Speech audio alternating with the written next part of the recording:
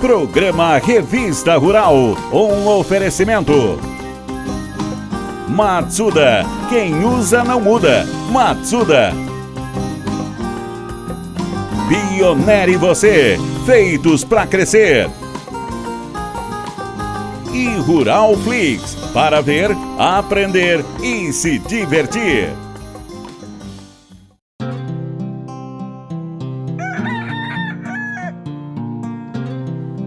Olá, gente boa! Pode ir se acomodando que o show já vai começar. Sim, o nosso agronegócio é um verdadeiro show e com certeza vai encantar a todos. Confira os principais assuntos de hoje. A criação de camarão marinho em terra firme. Tudo sobre o cultivo de melancia. Turismo rural é fonte de renda para o produtor. E a taioba, já comeu? É bom, viu? Começa agora o programa Revista Rural, a sua revista eletrônica do agronegócio.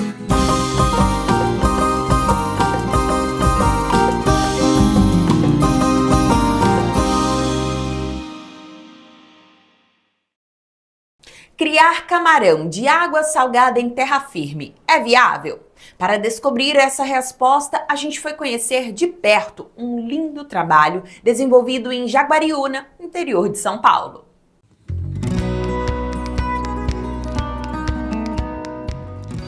Há pelo menos 4 anos, um projeto que estuda a viabilidade técnica e econômica da criação de camarão marinho longe do mar vem sendo desenvolvido no município de Jaguariúna, em São Paulo. Certamente você já viu inúmeras receitas feitas com camarão marinho. Mas você conhece diferentes formas de lucratividade através desse crustáceo? Na pesca esportiva, por exemplo, ele é bem requisitado. Fábio, é possível criar camarão marinho distante do mar? Sim, é possível através de um processo de salinização da água. Mas não salinizar somente com NaCl, com sal de cozinha, mas sim sinalizar imitando os mesmos sais que tem na água do mar. Que além do cloreto e do sódio, que esses dois juntos representam a maioria dos sais da água do mar, os dois vai dar em torno de 85,6% dos sais que tem na água do mar, a gente ainda precisa de mais 4 íons, que no total seria o cloro, o sódio, o sulfato, o cálcio, o potássio e o magnésio. Esses 6 íons perfazem 99,7% dos sais que tem na água do mar. Os outros 0,3% são elementos traços que são importantes apenas para os corais, para vidas marinhas mais específicas. Tá? O que o camarão marinho precisa é desses 6 sais. Só que eles não estão divididos em 6 partes iguais. Cada um deles tem uma proporção. E o que o camarão precisa é do tal do balanço iônico, que é essa mesma proporcionalidade que tem na água do mar. E uma outra informação muito importante nesse sentido, ele não precisa da salinidade da água do mar. A salinidade da água do mar, do Oceano Atlântico, é em média 30 até 33 per mil, que significa 33 gramas de sal em 1000 gramas de água, em 1 litro de água. Então não é por cento, é per mil, certo? O camarão marinho, com a salinidade de 1 per mil, de 0,5 per mil, está tudo bem para ele. Porque ele não consome esses sais, ele só usa para a sua fisiologia. Sobre salinidade, é possível criar longe do mar, e a maior produção não depende mais da água do mar. Agora, isso tudo que eu falei é completamente diferente do que eu tenho aqui, né? Então existe a produção de camarão marinho longe do mar com água salobra natural e com água salinizada artificialmente, que é fornecer numa água doce os mesmos sais que tem na água do mar. Pode ser produzido em qualquer lugar do Brasil, mas tem que adotar o sistema intensivo ou semi-intensivo de acordo com a região. De acordo com a região, de acordo com as oportunidades de mercado. por que esse projeto foi instalado aqui em Jaguariúna, próximo a Campinas? Nós estamos na borda da Grande Campinas. A Grande Campinas é um conjunto de cidades, Valinhos, Vinhedo, Jundiaí, Paulínia, tudo fazem parte da Grande Campinas. O PIB dessa Grande Campinas é o PIB da Argentina. Então, é uma região de alto poder aquisitivo que demandaria de um camarão mais nobre, de um camarão com mais valor agregado. E nesse caso aqui, quando o jogo começou, surgiu uma demanda de camarão vivo para ser usado como isca viva na pesca esportiva. Uma oportunidade que eles pagam melhor por esse camarão, um camarão menor do que quando a gente produzia para o mercado de consumidores. A título de comparação, a gente antes fazia camarão de 15, 17 gramas, que é um camarão já de bom tamanho, né? Um pouco maior do que comumente se encontra no mercado, que geralmente é um camarão de 12 gramas. Então, um camarão de 17 gramas, ele já cresce bem aos olhos do consumidor. E demorava em torno de 180 dias para fazer esse camarão de 17 gramas. O mercado de isca viva pede um camarão de 5 a 6 gramas. Então, é um camarão metade da metade, um terço do tamanho, metade do tempo de cultivo, diminui o risco, né? Menor custo de produção, mais ciclos ao longo do ano e mais rentável financeiramente. Então já tínhamos um público que queria continuar consumindo desse camarão. Nesse sentido, os proprietários, eles possuem uma outra fazenda lá no Nordeste que produz camarão marinho com água do mar, nesse caso aí tá no estuário, né? Então, a gente atende a esses consumidores trazendo o camarão lá do Nordeste. E o diferencial desse camarão que a gente traz lá é a forma como ele é abatido e conservado. Tem um camarão específico, uma espécie para cada região? Ou no Brasil é uma única espécie, Marinho? A espécie mais cultivada de camarão no mundo é o Lithopeneus vanamei, que agora foi reclassificado como Peneus vanamei, que 95% da produção mundial é dessa espécie. A gente fala que é o Nelore dos camarões, né, fazendo comparativo com a bovinocultura, certo? E depois, os outros 5% é o camarão tigre, que é uma outra espécie, um camarão que cresce, fica maior, mas o cultivo dele é mais chato, mais melindroso. Então, todo o pacote tecnológico de nutrição, de melhoramento genético, de reprodução, é voltada para essa espécie, que é popularmente conhecido como camarão cinza ou o camarão branco do Pacífico, que também é a espécie mais consumida no Brasil. Fábio, além da questão comercial, esse projeto surgiu com o intuito de pesquisa também, né? Conta pra gente um pouquinho sobre isso. Pois é. Aqui, Roana, é uma parceria público-privada envolvendo a empresa que se chama Eden Farm Aquaculture, o Instituto de Pesca, e eu estou aqui como pesquisador do Instituto de Pesca, com a interveniência de uma fundação de apoio à pesquisa agrícola, que é a Fundag, né? Toda parceria público-privada tem que ter a interveniência de uma fundação. Então, eu estou aqui fazendo pesquisa em situação real de cultivo. Não é aquário, não é caixa d'água que depois eu vou extrapolar os resultados. É um projeto de pequeno porte, mas que tudo é situação real. E o grande desafio dessa pesquisa que eu faço é encontrar o equilíbrio da viabilidade técnica com a econômica. Porque essa técnica eu preciso de alta densidade de camarões. Aqui é sistema intensivo, o custo com estrutura é elevado, a energia elétrica tem um custo alto. Enquanto lá no Nordeste se cria 10 a 15 camarões por metro, aqui eu tenho que colocar 300, e nós vamos ver isso lá na prática. Eu tenho que colocar 300, 400 camarões por metro. Então isso é desafiador. É o sistema de biofiltragem que garante a qualidade da água. Mas plantas comestíveis e tilápias também ajudam no processo, apesar de ainda não participarem comercialmente do projeto. Para quem quer ingressar na atividade, qual a estrutura necessária? Olha, a estrutura mínima para se criar camarão marinho longe do mar é pelo menos 1.000 metros cúbicos de água. Cada tanque desses daqui ao fundo tem, por exemplo, 100 metros cúbicos de água. Nessa estufa aqui nós temos 4 tanques, 400 metros cúbicos, e na estufa de baixo mais ali em torno de 500 metros cúbicos de água.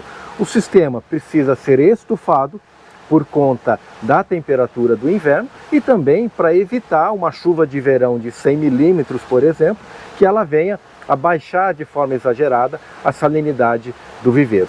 E essa cobertura preta, do que se trata? O sombrite serve para quebrar um pouco a incidência dos raios solares. No mar, via de regra, o camarão ele está no mangue ou ele está no fundo do mar. Então, o sol excessivo tira o camarão da zona de conforto. E também para evitar a produção de fitoplâncton, que são essas algas verdes que, de um modo geral, elas não são tão benéficas assim para o sistema. Mas, em resumo, o sombrite tem a função de bem-estar para os camarões. Para começar, precisa ter as larvas, né? Correto. De onde vem? As pós-larvas vêm do Rio Grande do Norte ou do Nordeste de um modo geral. No meu caso, o laboratório que fornece está no Rio Grande do Norte e vem de frete aéreo. Numa operação logística já dominada, que não encarece absurdamente o custo e que permite que as larvas cheguem vivas aqui. Então, pós-larva é como é chamado, que é o equivalente ao alevino dos peixes, e elas vêm bem pequenininhas. Quando eu recebo essas pós-larvas, eu recebo uma quantidade grande, em torno de 100 mil pós-larvas. Então eu coloco todas elas num único tanque desse daqui, com 30 dias de idade já vão estar por volta de 0,8, 1 grama de peso. Aí eu faço a repicagem, eu distribuo esses camarões nos outros tanques. O momento da alimentação também é uma oportunidade para avaliar o comportamento e a saúde dos camarões. Tanto na fase de pós-larva, de juvenil ou de engorda, existem rações comerciais no mercado, já formuladas especificamente para camarões, conforme a sua fase de crescimento, o que implica basicamente em nível de proteína e também o tamanho do pellet, né? As rações iniciais são praticamente fareladas e depois a ração de crescimento e engorda já são pellets de 2 milímetros. Quais são os manejos diários que vocês realizam aqui? Todos os dias, é claro, fundamental fornecer ração, né? Então, nessa fase que eles estão de crescimento e engorda, a gente fornece 6 vezes ao dia. Na verdade, não é só o dia, porque o camarão também tem atividade noturna. Então, o último trato é às 10 da noite e o primeiro trato às 4 horas da manhã, quando ainda está um pouco escuro, né? Mas ele tem atividade noturna, então, inclusive, à noite nós fornecemos ração. E depois, os outros manejos de rotina é conferir a qualidade de água.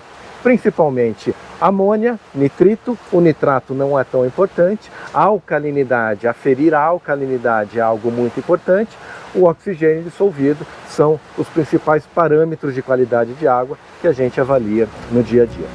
Uma das estratégias de sustentabilidade e economia circular é o abastecimento dos tanques com água da chuva. Lá fora a gente viu uma estrutura que cuida da água. Do que se trata? É o sistema de biofiltragem, que envolve tanto a decantação dos sólidos, que há a formação desses sólidos no sistema, fezes, restos de carapaças, entre outras coisas, sobras de ração, né? Isso decanta e a gente tem que se livrar desse material, dessa matéria orgânica, podemos assim chamar. E depois a água ainda passa por um processo de nitrificação, que é o processo onde a amônia vira nitrito e nitrito vira nitrato. Então esse é o processo de biofiltragem da água, que é o que deixa essa água possível de ser utilizado em vários ciclos, em várias vezes ao longo do ano. Falando em tratos, quais são as principais doenças e os meios de evitá-las? Pois é, o desafio número 1 da carcinicultura mundial é doenças, de forma disparada. Isso tem uma explicação técnica, tá? Todos os invertebrados que aí contemplam os crustáceos não desenvolvem memória imune, ou seja, não existe vacina para camarão. E as principais doenças são de ordem viral. Então o mundo cria camarão tendo que conviver com os patógenos, buscando dar ambiência, dar qualidade de ambiente, tanto para que eles cresçam, quanto para que os patógenos não se manifestem. Então, esse é o principal desafio. E no meu caso aqui não é diferente. Então, o meu desafio número 1 aqui é conviver com uma doença chamada NIM, que é uma sigla em inglês, traduzindo para o português, significa mionecrose infecciosa. O vírus, ele vem com a água ou com a pós-larva lá do Nordeste. E tudo bem ele estar no ambiente. Acontece que eu não posso dar chance para ele se manifestar, para ele se proliferar. É aí que a gente tem que cuidar da qualidade de água, proporcionar o melhor conforto para o camarão, para que ele não fique numa situação de estresse, onde vai baixar a imunidade dele e ele possa ficar susceptível a essas doenças. E como a gente consegue identificar, avaliando ali no camarão, que ele está doente? Essa principal doença, que é a mionecrose infecciosa, ela começa a necrosar o músculo e ele vai ficando esbranquiçado. Geralmente começa pela cauda e vai avançando pelo corpo, mas há casos que ele fica com toda a parte da cauda já esbranquiçada, né? Então esse é um indício que a mionecrose infecciosa está se manifestando naquele camarão. Ela tem um comportamento muito similar com o Covid-19. Alguns se recuperam, alguns morrem em 2 dias e outros nem acontece nada. Depois de todo o trabalho, chegou a melhor hora, a hora da despesca. Fábio, conta pra gente o que acontece agora. Com certeza, esse é o melhor momento, é o momento mais esperado de uma produção, é a despesca. Nós vamos fazer aqui uma simulação de despesca, tá? E principalmente o abate, que é um ponto muito importante, tá?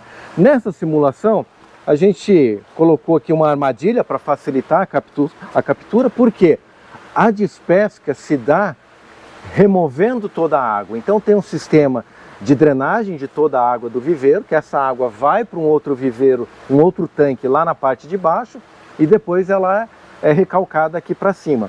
Então não iríamos secar todo esse tanque só para mostrar, mas pelo menos para a gente mostrar o camarão e mostrar como ele deve ser abatido, nós estamos fazendo essa simulação através dessa armadilha aqui.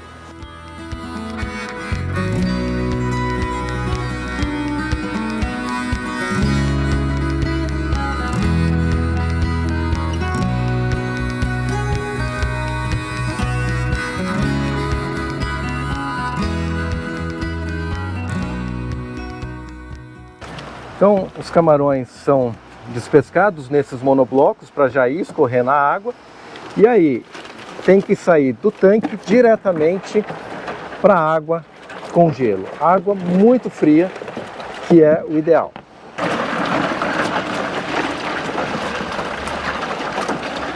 Isso que está acontecendo agora é a insensibilização dos camarões. Então, primeiro, eles são insensibilizados e depois abatidos.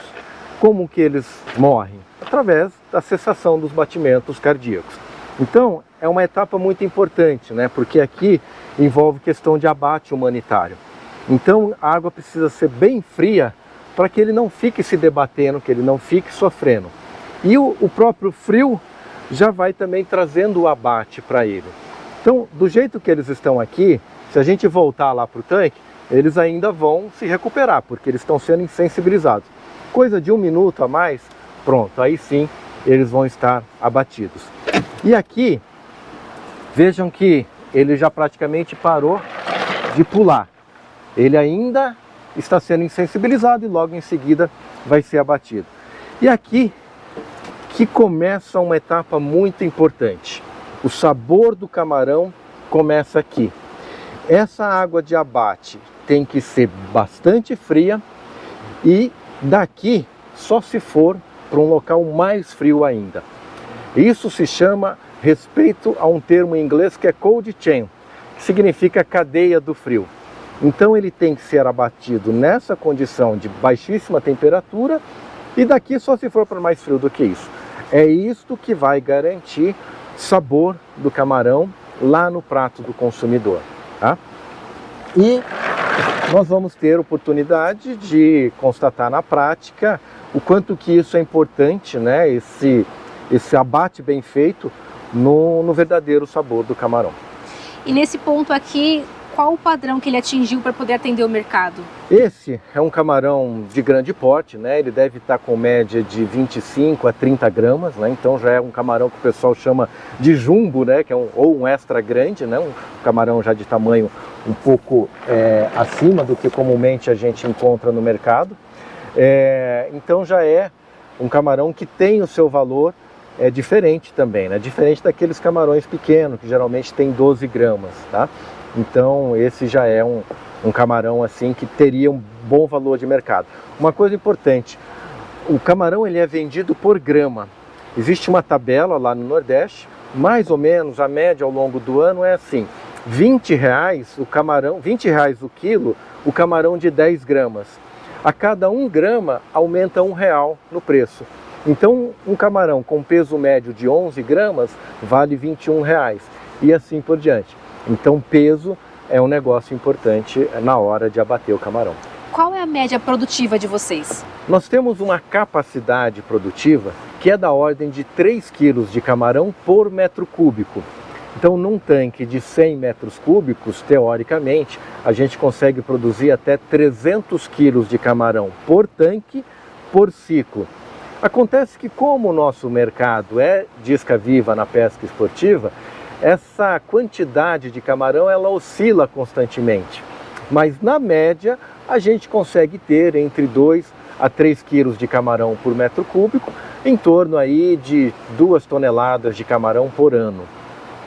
No caso da isca viva, logicamente não seria abatido, né? Como vocês fazem para poder conservar essa isca saudável? Para o mercado de isca viva, a gente tem que fazer uma despesca bastante cuidadosa para não gerar estresse nos camarões.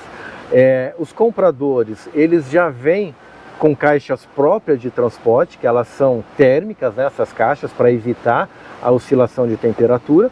E dentro dessas caixas tem mangueiras porosas com oxigênio líquido, né, colocando o oxigênio o tempo todo nessas caixas. E o grande segredo para transportar camarão em grande quantidade é dividir em telas, né? Porque se coloca tudo direto dentro da caixa, ele tem o hábito de ir para o fundo e a cama. Aí um acaba ficando em cima do outro.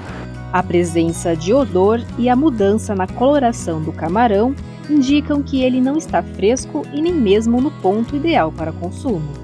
Todo camarão começa a estragar pela cabeça, que é onde está o órgão digestivo dele, chamado hepatopâncreas, que é ali que inicia a digestão, a deterioração do órgão. Então, o camarão que já está com a cabeça toda deteriorada, quer dizer que a cauda também não vai estar tão bom. Mas a principal dica é a seguinte: camarão não tem odor, camarão não fede. O que traz odor para um camarão é a proliferação bacteriana em volta do produto, é a deterioração do produto. A coloração também muda? A coloração muda. Não existe camarão comercial na cor laranja. Todo camarão comercial, ou ele é cinza como esse, ou é branquiçado, ou rosa, que é o camarão rosa, que é rosáceo, né? E o camarão fica laranja depois que ele recebe calor. Então a astaxantina, que é responsável por essa mudança de cor, está ligada na proteína. Quando recebe calor, desnatura a proteína e libera a astaxantina. Por isso que ele fica laranja. Então o camarão laranja no mercado significa que ele foi pré-cozido. E ele foi pré-cozido para aumentar a vida de prateleira dele, porque provavelmente ele já não estava tão bom. Então o que muitos consumidores acham que camarão vermelho é uma espécie mais nobre, não. É um camarão que ia estragar e ele foi pré-cozido para dar uma sobrevida para ele, vamos assim dizer, né? Quem deseja investir vai gastar quanto, mais ou menos? Investimento em torno de R$1 milhão, envolvendo aí a aquisição de um terreno, né? Quem não tem esse terreno, e também a estrutura de estufa, tanques de produção, gerador de energia elétrica, bombas, biofiltros, etc. O tempo de retorno é em torno de 2 a 3 anos, né? Porque a gente ainda não tem essa constância de resultados produtivos constantes, né? Então não dá para falar que 1 ano, 2 anos recupera. É acima de 2 anos, até porque todos os negócios, não somente criação de camarão, dependem de pelo menos 3 anos maturarem, né? Para começar a dar resultados.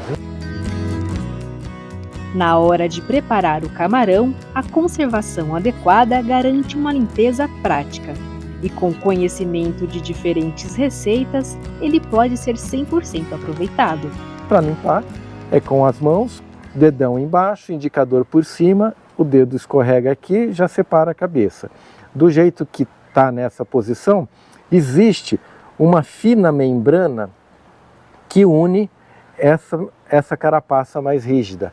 Então, para limpar, tem que ir agredindo essa fina membrana até o final, rebate e tirou. Tá? Inteirinho. Inteirinho. Se vai fazer um camarão no fio de azeite, como que eu vou fazer para vocês aqui, deixa o último segmento. Mas se vai ser um risoto ou um estrogonofe, aí tira esse rabinho dele, que eu vou mostrar agora, tá? Então aqui, agrediu e saiu. Aí, puxa aqui na pontinha da cauda. Opa! Quando o camarão está bem conservado realmente, até essa caninha aqui da ponta do rabo se aproveita, que é uma estrutura que, se não tiver bem conservado, ela vai se desprender facilmente. Mas como aqui ele está firme, bem conservado, é possível aproveitar, querendo ou não, é 1% de carne aqui. Uma outra forma de avaliar o verdadeiro frescor do camarão é quando a gente tenta tirar o intestino aqui pela parte da frente. Olha só, quando ele está bem conservado, o intestino sai inteirinho do camarão. Então deve ser tirado o intestino. Olha, não precisa tirar. O material que está aqui dentro, sim, são as fezes. Porém, não existe risco de contaminação microbiológica para nós, animais de sangue quente. E também não altera o sabor do camarão. A decisão por tirar ou não tirar é meramente em termos de aspecto do camarão, tá? Mas não altera o sabor e não tem risco de contaminação microbiológica nesse material que está aqui. Porque isso daqui já passou pela ação das enzimas e do suco gástrico do trato digestório do camarão, portanto, não tem risco de contaminação aqui. E por que o verdadeiro sabor do camarão está nesse camarão inteiro? Porque a carapaça é um importante protetor do músculo, tanto do processo de congelamento, quanto de eventual contaminação microbiológica em volta do produto.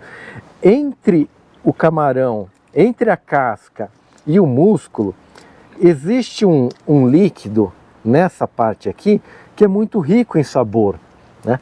Na indústria, quando o camarão é descascado, quando eu digo indústria frigorífico, quando ele é descascado, necessariamente ele tem que ser lavado várias vezes, inclusive com uma água clorada, por questão de segurança do alimento. E aí o sabor vai embora junto. Ainda na indústria, que tem o camarão eviscerado, seja por máquina ou seja manual, é feito um corte aqui para retirar o intestino.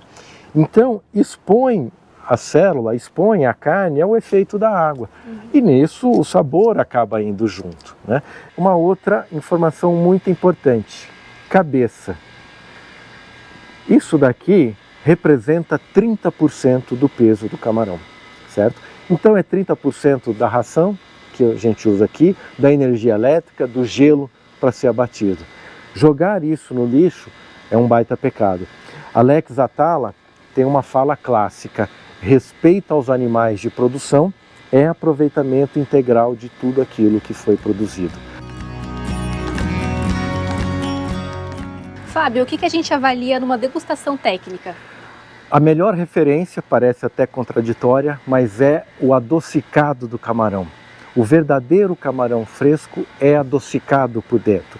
E existe uma explicação técnica para isso, que eu não vou entrar nesses detalhes nesse momento, mas todo crustáceo, quando verdadeiramente fresco, é adocicado. Então, nessa etapa, eu vou preparar aqui o camarão congelado de 1 ano e o camarão recém-despescado há algumas horas. Mas eu não vou usar sal, vai ser sem tempero nenhum. porque é uma parte dos eventos que eu realizo aqui que eu chamo de nivelamento de paladar, para que todos tenham entendimento que o verdadeiro camarão fresco é adocicado. E claro, a melhor forma dos consumidores de você avaliar se tem diferença de sabor entre um produto congelado e um recém-despescado é sem tempero nenhum, porque eu não quero que o tempero interfira nesse processo.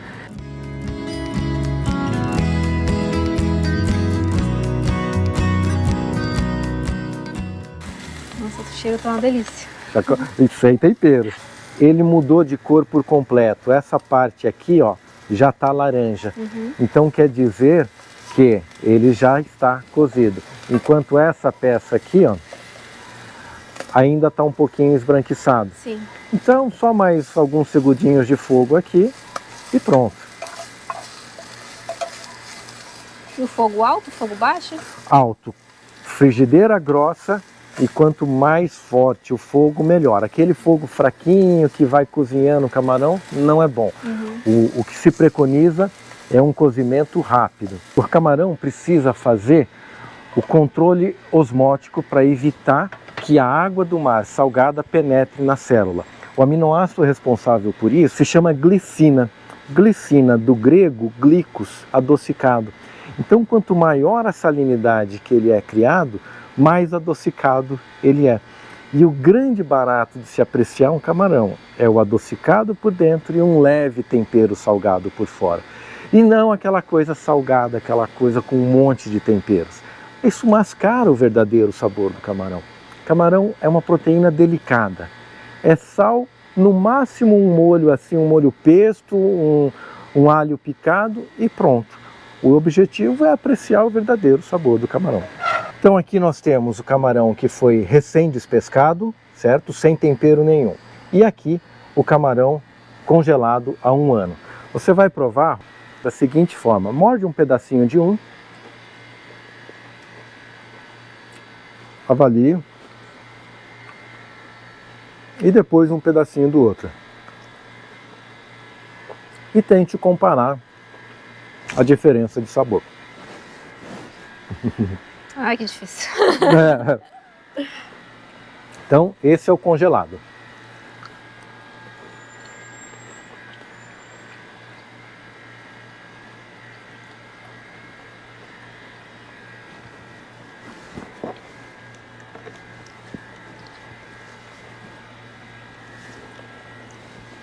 Dá uma diferença boa. Disso, Muito mais doce. esse está mais adocicado.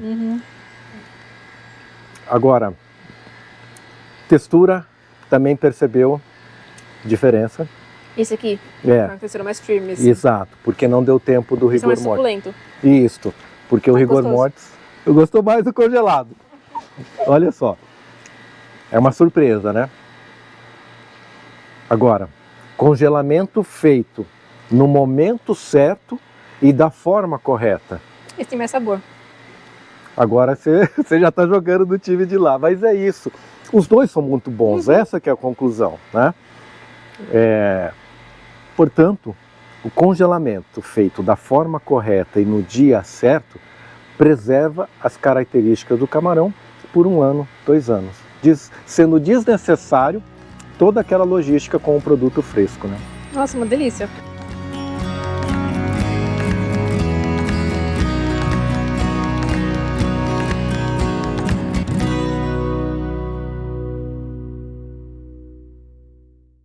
Gostou dessa reportagem? Então não deixe de fazer o seu comentário aqui abaixo. Se quiser, pode sugerir outros assuntos também. Suas ideias são muito bem-vindas. E o seu comentário pode ser lido aqui no próximo programa. Não esqueça de dizer seu nome completo e onde você mora. Mande sua mensagem, queremos ouvir você. E queremos agradecer as mensagens de carinho dos nossos espectadores. Evaniel Vicente, Gervásio Chabarum, Sérgio Luiz de Oliveira, Luiz Carlos Gonçalves de Quadros, Raelton Santos, José Luiz Azevedo Lacerda, Reginaldo Cruz, Adeilson Souza e o José Sérgio Santos Rocha, que nos assiste lá de Dublin, na Irlanda. É muito bom ter você aqui com a gente. E continuem mandando suas mensagens. É muito importante pra gente. Melancia é uma delícia, né? E saiba que tem muitas variedades desse fruto tão gostoso, cada uma com suas particularidades. Quer plantar? Então fique atento às dicas de um especialista no assunto.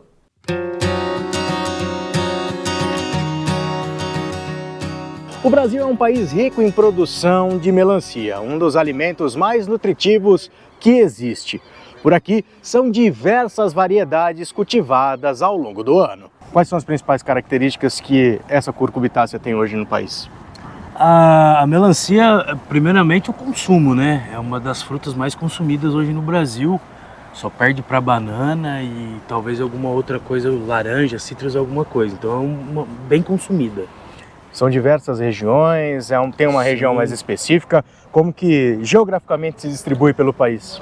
A gente pode dizer que quase todos os estados produzem, mas lógico que tem alguns estados que existem os polos de produção, né? Por exemplo, Rio Grande do Sul, Goiás, Tocantins, alguma parte de São Paulo, alguma parte da Bahia, especificamente são polos de produção. Nós temos algumas variedades aqui e claramente nem todas são iguais, né? Se você puder falar um pouquinho de cada uma, e vocês também têm uma novidade hoje no mercado, se você puder contar para quem está em casa, o que difere uma melancia da outra para o consumidor? Então aqui a gente tem duas melancias comum e duas melancias sem sementes. Então aqui a gente tem o material rochedo, né, da Top Seed Premium, material em torno aí de 14 a 16 quilos de peso, com uma polpa bem resistente, que tem pós-colheita, e de coloração crimson. O que quer dizer coloração crimson, né? É esse verde escuro com o verde claro, né? Aqui a gente tem a Invicta, o material já da TSV Super Seed, se destaca pela sua precocidade, também tem frutos em torno aí de 14 a 16 quilos, uma boa resistência de polpa, bem vermelhinha dentro, com semente miúda. Aqui a gente já tem a Riba, né? Aqui já é um material totalmente diferente, então a gente tem um material sem sementes. Então, assim, o que vai agregar para o produtor? Ele pode agregar valor pela sua dificuldade, né, de cultivo, um pouco diferente da normal. E para o consumidor, a questão de não ter semente para o consumo, né? Então,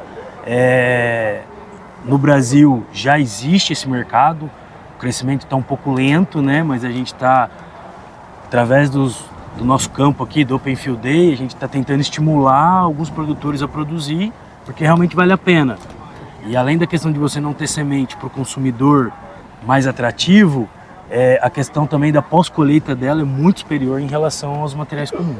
Qual que é a principal diferença nessa pós-colheita? Vamos falar em torno aí 10 dias a mais, talvez, né? Isso. Porque aqui você tem uma crocância maior de polpa, né? E por você não ter a semente, você não ter o orifício.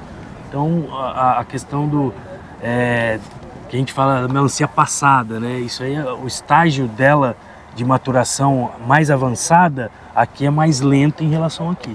Rendimento a campo tem alguma diferença? Um pouco diferente, né? Você pode ver o tamanho, né? Melancia sem semente, ela não vai chegar a 15, 16 quilos igual essas aqui. Então aqui você tem materiais que produzem mais pela questão do tamanho. E aqui você tem um material que produz um pouco menos pela questão do tamanho e que você tem que agregar valor, vender mais caro, né? Aqui do que em relação aqui aos materiais comuns. Agora, você falou Rio Grande do Sul, você falou Tocantins. Isso. São dentro do mesmo país, mas completamente dois extremos, né? Climáticos principalmente. Sim. Essa questão do clima, o que ela ajuda ou atrapalha na produção dessas variedades, seja com, seja sem semente? Não, sim, o clima é fator muito importante. Por exemplo, você está vendo aqui que a gente está com frutos. Essa nossa região aqui, a região metropolitana de Campinas que a gente está inserido, não é clima para produção de melancia. Dá para produzir? Consegue, mas aí você tem que pegar as épocas de temperaturas mais altas. Verão, né, por exemplo. Então, melancia é cultura de clima quente, né? Então, dependendo da região, se não tiver o clima favorável para ela, ela não desenvolve. Ela pode desenvolver, mas ela não pode dar o potencial total dela.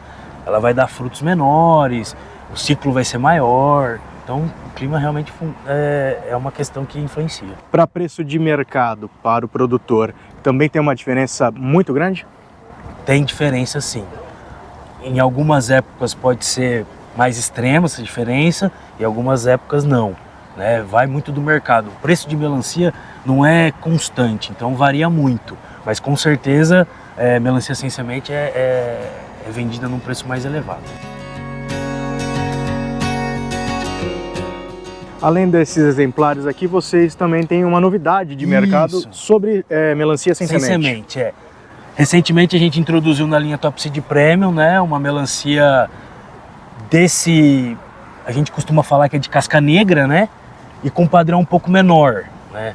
Por exemplo, essa melancia a gente é da marca Top Seed Premium, mas é exclusiva de uma empresa. Então é a empresa que compra a semente nossa. E aí ela faz toda a parte de plantio e comercialização. Então a gente não poderia estar utilizando em outros produtores. Então aí a gente introduziu agora um material que chama Chorran. É uma melancia de casca negra também, porte de 4 a 6 quilos, sem sementes também. Indicada para o Brasil inteiro? Indicada para o Brasil inteiro. Os polos de produção, né? Vamos falar assim, os polos de produção. Quanto tempo leva para se desenvolver uma variedade dessa, Rafael?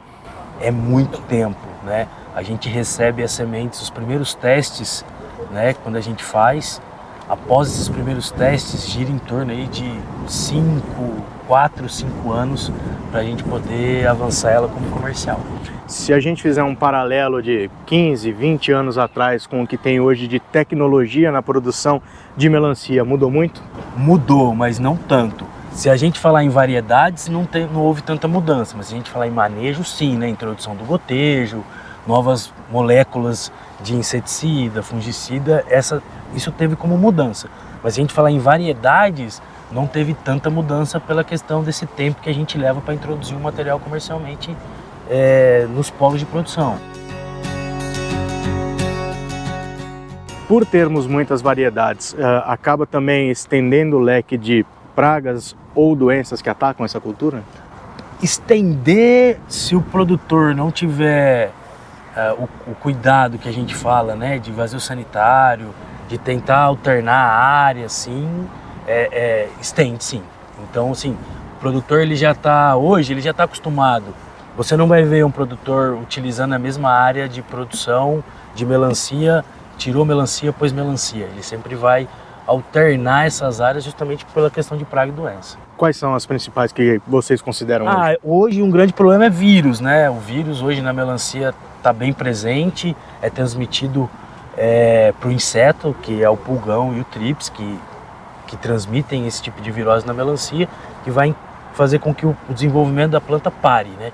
E aí, consequentemente, ele não vai conseguir produzir. Em questão de doença, a gente tem oídio, míldio, antracnose, então tem bastante coisinha aí que pode interferir na produtividade.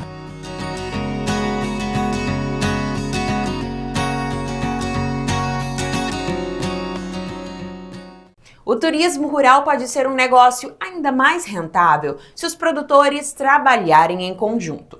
Um bom exemplo disso é a rota turística Princesa da Colina. O turismo rural tem sido uma excelente alternativa para gerar maior renda às pequenas propriedades rurais. Os produtores da região da Serra da Jurema sabem muito bem disso e, juntando forças, somados ao apoio do Senar, criaram um circuito turístico de muito sucesso. O segmento de turismo rural cresce numa taxa de 15% a 20% ao ano em território brasileiro. E aqui no Circuito das Frutas, esse trabalho se iniciou nos idos dos anos 2000, com a participação direta do Senar nas atividades de capacitação e desenvolvimento de produtos turísticos no setor. Além de passar por um programa de capacitação em turismo rural, os produtores se uniram em uma associação, que hoje mantém a Rota Princesa da Colina, onde várias propriedades próximas oferecem experiências diversas, da vivência no campo à gastronomia, muito rica na região. Meu nome é José Vital Romboli, sou proprietário da Adega Rosso Naturale e nós estamos fazendo turismo rural, fornecendo vinhos e incrementamos com defumados também. E agora começamos com um serviço de, entre aspas, restaurante, mas na verdade nós só servimos os pratos dos produtos defumados com os nossos vinhos, né? Que é panceta, joelho de porco, costelinha. Nós produzimos os vinhos, o Merlot, o Taná, o Cabernet, o Bordeaux, o Lorena, e temos recebido clientes e normalmente o retorno é muito positivo. E gostaria de convidá-los, sejam todos bem-vindos e saúde!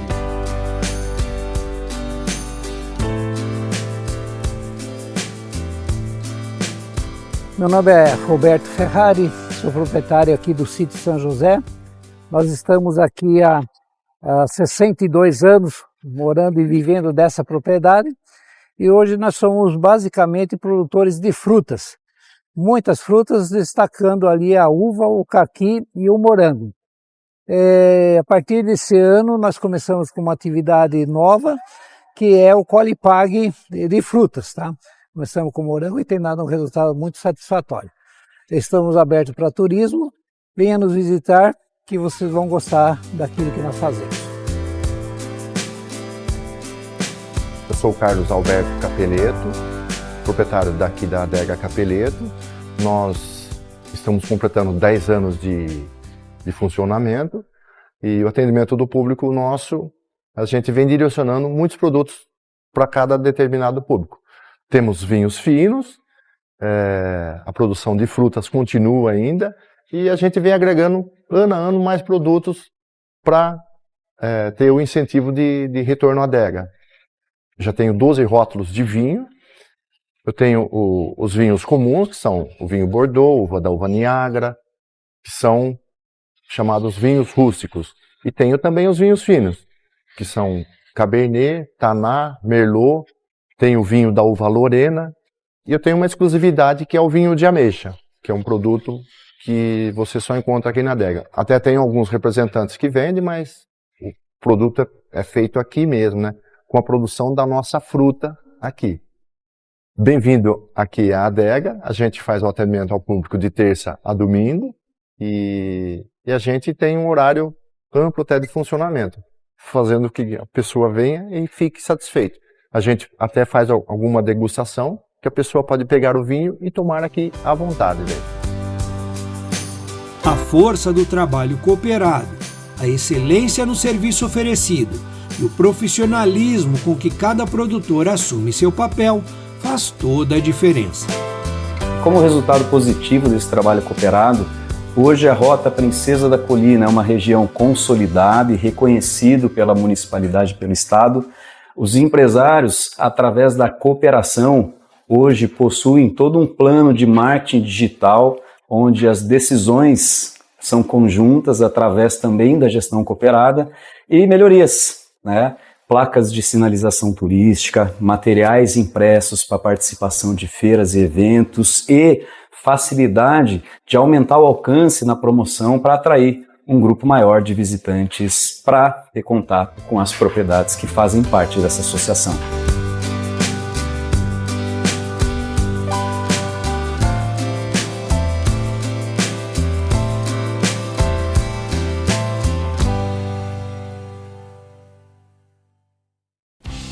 E aí, que tal ser membro do nosso canal? A gente precisa muito da sua ajuda para continuar o nosso trabalho, viu? E sendo membro, você vai ganhar um presente especial, uma assinatura da Ruralflix. Sabe aquelas matérias que você adorou assistir aqui? Ou aqueles assuntos que você vive pedindo pra gente? Pois é, está tudo lá, organizadinho por assunto e à sua disposição sempre que quiser. Legal, né? E o valor é bem baixinho, menos de uma latinha de refrigerante por mês. Dá essa forcinha pra gente, vai! E a gente continua buscando mais assuntos interessantes para mostrar. Que tal? Vamos entrar de vez pro nosso time? Após se tornar membro, não esqueça de entrar na Ruralflix e fazer o seu cadastro lá. Atenção, pessoal, isso é muito importante. Em pouco tempo você vai receber a liberação da sua assinatura e aí já poderá curtir todo o conteúdo disponível. Vale a pena, viu? E ainda tem mais uma novidade. Os membros do canal vão receber também todos os meses a Revista Rural em versão digital, a melhor revista do agronegócio do Brasil. É muita vantagem, né? Então não espere mais e faça parte da nossa família. Estamos contando com você, hein?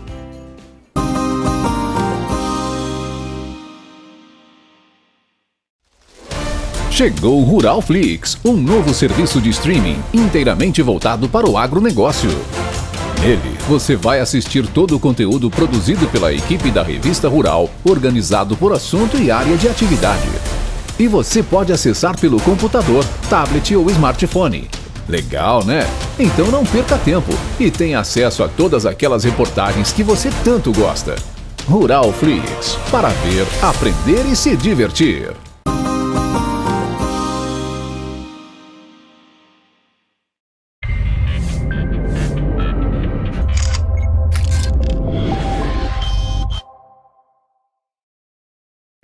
Olá, sejam bem-vindos a mais um programa Matsuda em Foco aqui no nosso canal do YouTube. Hoje vamos falar de sanidade animal, a base para a saúde. E o entrevistado, o nosso convidado de hoje, é o Marco Antônio Finardi, ele que é médico veterinário aqui na matriz do Grupo Matsuda. Marco, seja muito bem-vindo. Olá, Sueli, muito obrigado.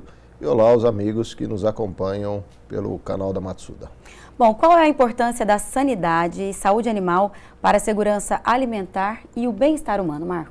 Bom, Suelen, a sanidade e a saúde dos animais, ela é extremamente importante para que nós tenhamos também aí a saúde dos humanos, haja vista que quando nós pensamos em animais de produção, nós pensamos em animais que produzem alimentos que serão voltados à população humana. Dessa maneira, a saúde dos animais é fundamental para que nós possamos produzir alimentos de qualidade, alimentos seguros, haja vista que existem doenças que podem acometer os animais e que podem ser transmitidas também para os humanos. E algumas dessas doenças podem aí ser transmitidas através desse alimento produzido pelos animais.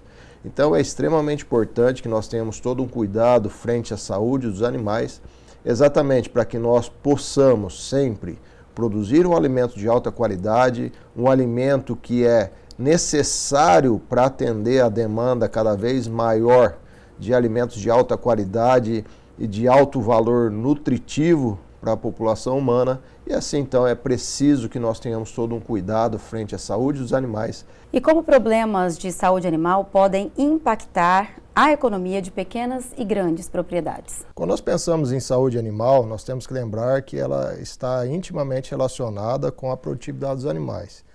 Então, dessa maneira, quando nós temos problemas atrelados à saúde desses animais, nós temos que lembrar que animais doentes vão ter impactado a sua produtividade. Consequentemente, esses animais eles produzirão em menor proporção e, logicamente, isso refletirá em rentabilidade dentro da propriedade.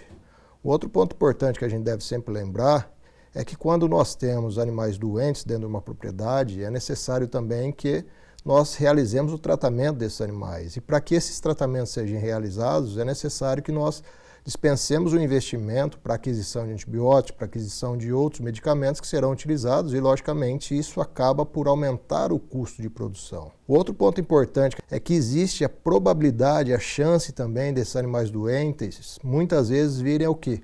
A morrer e, consequentemente, devido à morte desses animais, nós teremos uma diminuição também na rentabilidade da propriedade. Então, esses pontos são fundamentais de nós nos atentarmos. Então, o cuidado com prevenção, o cuidado exatamente para se evitar esses problemas atrelados à saúde dos animais se faz necessário e é muito importante que seja implementada dentro das propriedades rurais, exatamente para que nós tenhamos uma alta rentabilidade. Marco, quais são as doenças mais comuns que afetam os animais de produção e como preveni-las? Suelen, existem várias doenças que podem acometer animais de produção. Quando nós pensamos nos bovinos, principalmente, nós temos aí, por exemplo, as clostridioses, nós temos a brucelose, nós temos a IBR, IBVD, nós temos a leptospirose, a coccidiose e as verminoses, assim como também os parasitas externos. De uma forma geral, a melhor maneira de prevenir doenças infectocontagiosas é através da vacinação. Então, uma vacinação, um programa de vacinação anual dentro da propriedade é necessário. exatamente para que nós possamos proteger esses animais contra essas doenças. Nós sabemos que a vacina é, de certa forma, a forma mais barata de evitar aí grandes desembolsos com o tratamento de doenças. A vacina visa prevenir o aparecimento, o surgimento dessas doenças. E também, aí, quando nós pensamos nas parasitoses, é extremamente importante que se tenha todo um protocolo de vermifugação dos animais, exatamente para evitar altas incidências de parasitos. E também o controle dos parasitos externos. Haja vista que esses parasitos, de certa forma, são mais fáceis de serem controlados, haja vista que nós vemos, e assim então também é necessário que nós tenhamos todo um cuidado frente ao controle desses parasitos para evitar os prejuízos que eles podem causar. Nós temos que lembrar sempre que, quando os animais adoecem, eles perdem produtividade. A doença acaba debilitando o animal, esse animal diminui a sua ingestão de alimento e diminui a sua produtividade. Quando nós pensamos em parasitos, tanto os internos quanto os externos, esses parasitos, se pensando nos internos, eles vão competir pelos nutrientes que são consumidos pelos animais. Consequentemente, também impactam na produtividade. Quando nós pensamos nos parasitos externos, como por exemplo os carrapatos, eles podem ser vetores de outras doenças. Quando nós pensamos nas moscas, também podem ser vetores de outras doenças e causam também grande irritação nos animais, que também geram maior estresse nesses indivíduos, gera também uma depressão de consumo de alimento e, consequentemente, impacta na produtividade. Então, é muito importante que haja um controle eficaz dentro da propriedade para se evitar o surgimento de doenças nos animais e também evitar altas infestações de parasitas que possam comprometer a eficácia do processo produtivo dentro de uma propriedade.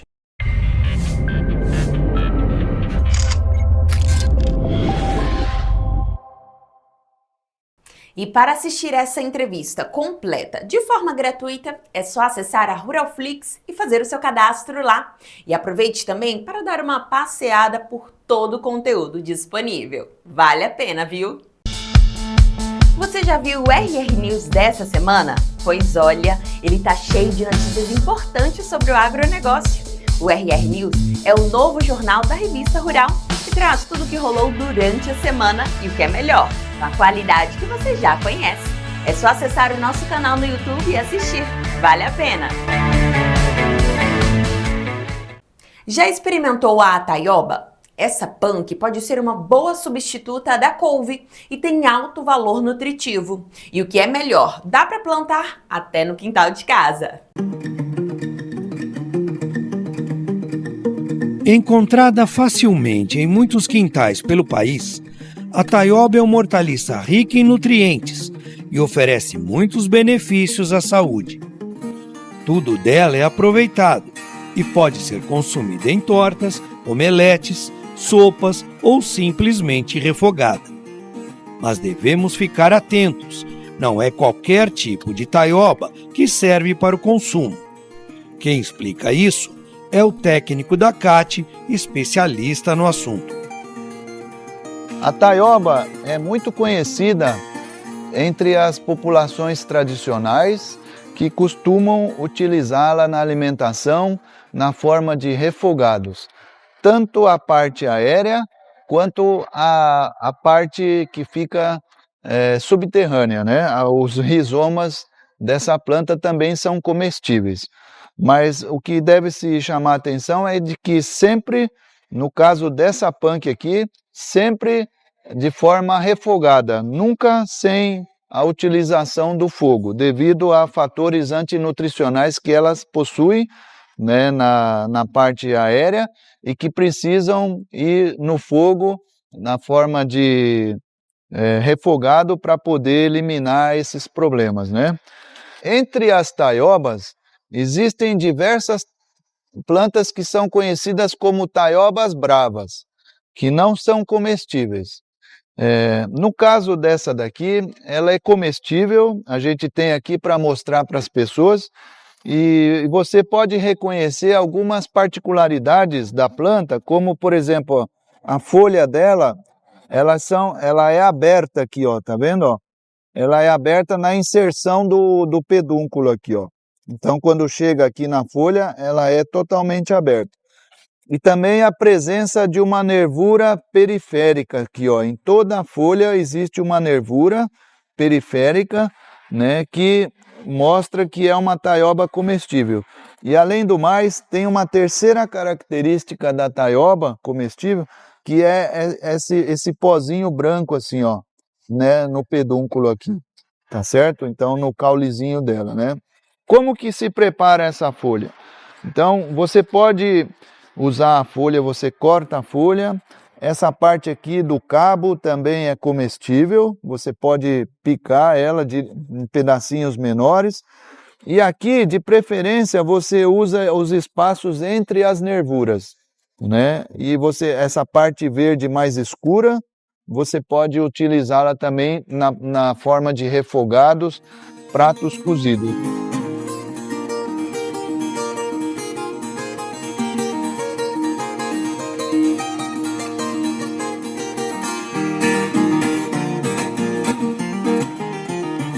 O que se recomenda é deixar em ebulição por alguns minutos, né, no fogo fervendo, né?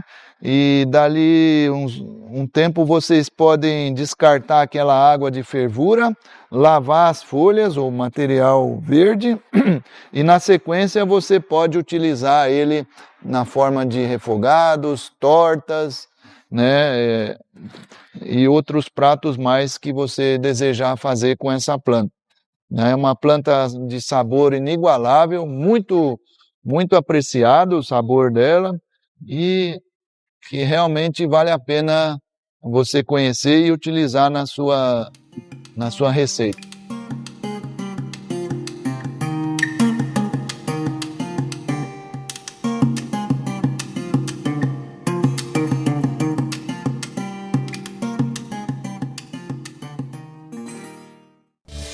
A gente vai se despedindo por aqui. Se quiser ter acesso a todo o nosso conteúdo de um jeito fácil e divertido, é só virar membro do canal e ganhar uma assinatura da Ruralflix.